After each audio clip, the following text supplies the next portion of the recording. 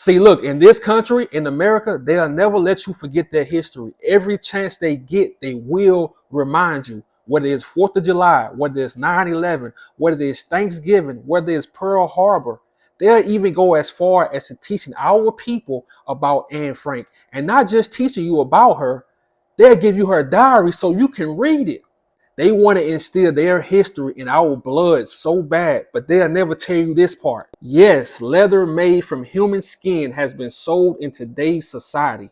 There's a website company that makes fashion products out of human skin, belts, wallets, etc. And that company is Human Leather. So when you sit back and you think about all the black kids that are missing in this country and they not talked about, the black kids in California, black kids in Texas, the black kids in New Orleans, the black kids in Florida, the black kids in Ohio, they never get talked about. No investigation ever is made. The family has to do their own investigation. When it comes to the truck drivers that go missing, no real investigation. So you sit back and think, you like, wow, this stuff is still going on.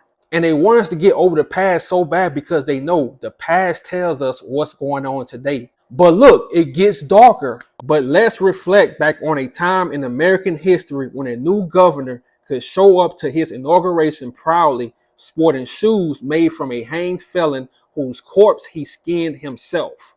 And look, these were worn by a governor in Wyoming in 1870.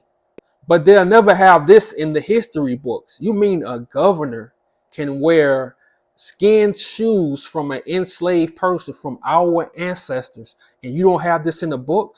Imagine how many governors did this. But let's go down the rabbit hole some more. Harvard University finally removed a book that was bound, that means it was made with the skin of an unidentified woman who died in a French psychiatric hospital while acknowledging past failures in its stewardship. So I wonder, who is the unidentified woman? I wonder what race is she?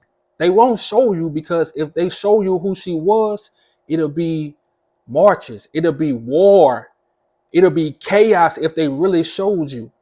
This author created a book made of human skin. And they tell you, oh, Harvard is the greatest school in the world and stuff like that. But they don't really tell the people this part. Check this out. A 2022 audit performed by Harvard found that more than 20,000 human remains were held by school and archives. Around 19 of those remains are descendants of African slaves. Another 6,500 are Native Americans. Then they said they did this because the scientists were trying to do research and stuff like that. These people, still in 2022, these people still had human remains in their school of African American slaves and Native Americans. Just imagine the stuff we don't know. That's why I tell y'all, these people are not our friends. We have to learn how to depend on ourselves. That's why I say everybody in our community, everybody plays a role. So we need to stop looking for a leader. Oh, what you doing? What you doing? We all need to be doing something when it comes to reporting our people missing, doing investigation. We all need to be doing something. That's why I say we have to become our own news network. Yeah, we have to use YouTube, but that's a good thing. If all of us doing something and it all comes together, you know how strong that is? It's other things they did to our ancestors, but they'll never talk about it. Even when it came to researching about the human skin shoes, it wasn't hard to find, but you really have to do your homework when you research on it, because they not just go put it out there. They go say it's false information. And look, a few weeks ago, I did a video about the bombing in 1985 in Philadelphia. And something happened this month that they found. Y'all check this out. Yes, the PM Museum recently discovered additional remains of a victim from the 1985 MOVE bombing in Philadelphia. The remains were identified as belonging to Delisha Africa, a 12-year-old girl who was unalived in the bombing. The museum notified Africa's family and apologized for the decades-long storage of the remains. The museum also promised to review its biological anthropology section to ensure it meets the highest ethical standards. So you telling me on November 14th that these people in this museum, and this just happened in 1985, you had remains from this little girl, you had remains from this black girl in your museum.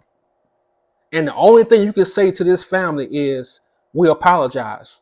But check this out. Tomorrow, I got a video on them because we got to put them on Front Street.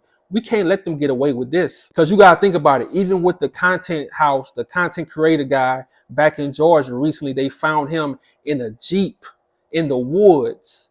And his family found him. The cops didn't find him. No investigators found him. His family found him. Even when it comes to YouTubers talking about the truck drivers that go missing or they unalived on the road, and we trying to put the pieces together, we have to start depending on us. You cannot trust these people. These people been against us from day one. You think they gonna change? I told you, it's in their blood.